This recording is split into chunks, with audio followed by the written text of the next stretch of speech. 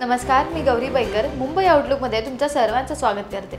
आज दिनांक 17 फेब्रुवारी पाहूया टॉप 10 घडामोडी।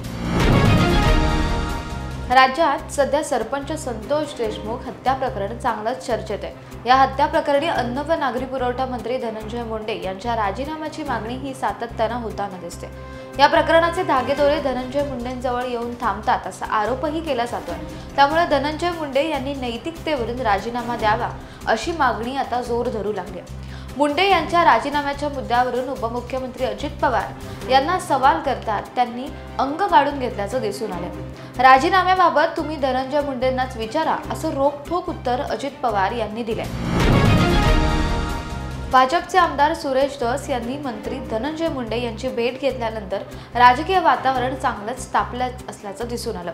आता धसांनी धनंजय मुंडेंविरोधात पुन्हा एकदा नवी आघाडी उघडली असून घडलेल्या भ्रष्टाचाराची माहिती मिळावी यासाठी धसांनीच थेट राज्याच्या प्रधान कृषी सचिवांना एक पत्र पाठवलंय। या पत्रामुळे सुरेश धस हे पुन्हा एकदा धनंजय मुंडेंविरोधात आक्रमक झाल्याचं पाहायला मिळतंय। यामुळे मुंडेंच्या अडचणी वाढण्याची आता दाट शक्यता वर्तवली जाते। राष्ट्रवादी काँग्रेसमध्ये बंडखोरी झाल्यानंतर शरद पवारांना मिळणारे धक्के हे थांबताना दिसत नाहीयेत। राष्ट्रवादी काँग्रेसमधून अनेक जण हे शरद पवारांची साथ सोडत अजित पवार यांच्या बरोबर जाताना दिसतात। यानंतर शरद पवार यांनी पक्षाची पुन्हा एकदा उभारणी सुरू केली, परंतु शरद पवार यांच्या पक्षाला बसणारे धक्के हे कमी होताना दिसत नाहीयेत। आता शरद पवार यांच्यासोबत अनेक वर्ष काम करणारे माजी आमदार भाजपमध्ये दाखल होणार आहेत। पाचोरा येथील माजी आमदार दिलीप वाघ आपल्या समर्थकांसोबत भाजपमध्ये प्रवेश करणार असल्याने आता आगामी निवडणुकीत जळगाव जिल्ह्यात शरद पवारांच्या राष्ट्रवादीला मोठा धक्का बसणार असल्याची शक्यता आहे। मंत्री धनंजय मुंडे आणि भाजपचे आमदार सुरेश धस यांच्या भेटीमुळे संपूर्ण राज्यात वादळ उठलेलं असतानाच आता महसूल मंत्री चंद्रशेखर बावनकुळे यांनी त्या भेटीला समर्थन करताना पुन्हा एकदा मोठा गौप्यस्फोट केलाय। मुंडे आणि धस यांच्या सुमारे 27 ते 28 दिवसांपूर्वीच भेट झाली आहे। त्या बैठकीचं राजकारण केलं जात असल्याचं देखील ते म्हणतात आणि हे अतिशय दुर्दैवी आहे अशी खंत व्यक्त करताना मुंडे धस या भेटीचं पुन्हा एकदा समर्थन त्यांनी केलंय। महाराष्ट्रातील विधानसभा निवडणुकीत महायुतीला घवघवीत यश मिळालं। यंदाच्या निवडणुकीत भाजप मोठा पक्ष ठरल्याने देवेंद्र फडणवीस हे मुख्यमंत्रीपदी विराजमान झालेत। राज्यात सत्ता आल्यानंतरही महायुतीत सातत्याने काही ना काही कारणामुळे नाराजी नाट्य पाहायला मिळते। महायुतीतील 3 घटक पक्षात या ना त्या कारणाने राजकीय घुरखोडी ही सुरू होताना दिसते। तसंच पालकमंत्री पदाचा तिढा देखील अद्याप सुटलेला नाहीये। त्यातच आता संजय राऊतांनी शिंदेच्या सेनेबद्दल एक मोठं भाकीत केलंय। एक दिवस एकनाथ शिंदेच्या पक्षाचा एकही आमदार निवडून येणार नाहीये।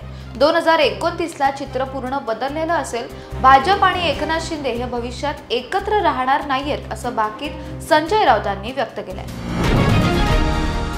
ठाकरे गटाचे आमदार भास्कर जाधव यांच्या मोरक्या जिद्दी व धाडसी असेल तर माणसंच काय जनावरं सुद्धा विश्वास ठेवतात या सोशल मीडियावरील स्टेटसची सध्या राजकीय वर्तुळात चांगलीच चर्चा रंगली।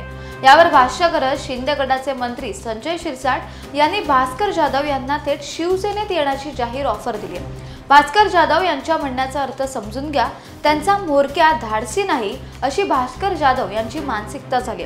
किती सत्यता आहे? स्वच्छ प्रतिमा असणाऱ्या माणसावर आरोप केल्यावर कसं सहन करणार? जाधव तिथे राहणार नाहीत। भास्कर जाधव यांनी एकदा एखादा निर्णय घेतला की ते मागे हटत नाहीयेत। त्यामुळे येत्या महिनाभरात मोठे बदल होतील असं भाकीत संजय शिरसाट यांनी वर्तवलंय। लाडकी बहीण योजनेच्या निकषांनुसार लाभार्थी महिलांची पडताळणी सध्या सुरू झाली। याच धर्तीवर आता लाडक्या भावांसाठीच्या मुख्यमंत्री युवा कार्य प्रशिक्षण योजनेसाठी देखील आता निकषांवर बोट ठेवलं जाते। विधानसभा निवडणुकीपूर्वी सुरू केलेल्या योजनेतून 1.5 महिन्यातच सुमारे 4.5 लाख तरुणांनी अर्ज दाखल केलेत। यामध्ये प्रत्येक तरुणांसह मनुष्यबळाची मागणी करणाऱ्या आस्थापना उद्योगांचाही पडताळणी करण्यात जाणार असल्याची शक्यता आहे। आज सोमवार दिनांक पहाटे राजधानी दिल्लीत भूकंपाचे जोरदार धक्के जाणवले। या भूकंपाची तीव्रता 4.0 रिश्टर स्केल मोजण्यात आली आहे। या भूकंपाचा केंद्रबिंदू दिल्ली जवळील धौला कुवा येथे जमिनीखाली 5 किलोमीटर खोलीवर असल्याचं सांगण्यात येते। पहाटे 5:30 वाजता ही भूकंपाची घटना घडली। भूकंपाचा धक्का जाणवताच अनेकांनी घराबाहेर धाव घेतली। महत्त्वाचं म्हणजे या भूकंपाचा केंद्रबिंदू दिल्ली जवळच असल्याने आता चांगलीच खळबळ उडाली। बाजारात सुरू असलेल्या घसरणी दरम्यान सोन्याच्या किमती सतत वाढत आहेत. गेल्या एका महिन्यात सोन्याच्या किमतीत 6% अधिक वाढ झाली. मल्टी कमोडिटी एक्सचेंजवर 10 ग्रॅम सोन्याची किंमत 459 रुपयांनी वाढून 85,146 रुपये इतके झाले. तर चांदीचा दर 46 रुपयांवरून 95,632 रुपये प्रति किलो इतका झालाय. सोन्याच्या सतत वाढत्या किमतींमुळे लोकांच्या अडचणीत आता वाढल्या आहेत.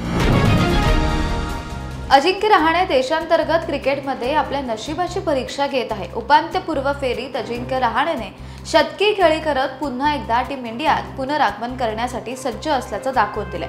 रणजी स्पर्धेत मुंबई संघाची धुरा अजिंक्य रहाणेच्या खांद्यावर सोपवली आहे. तसंच टीम इंडियात पुनरागमन करण्यासाठी घाम गाळत असल्याचं दिसतंय.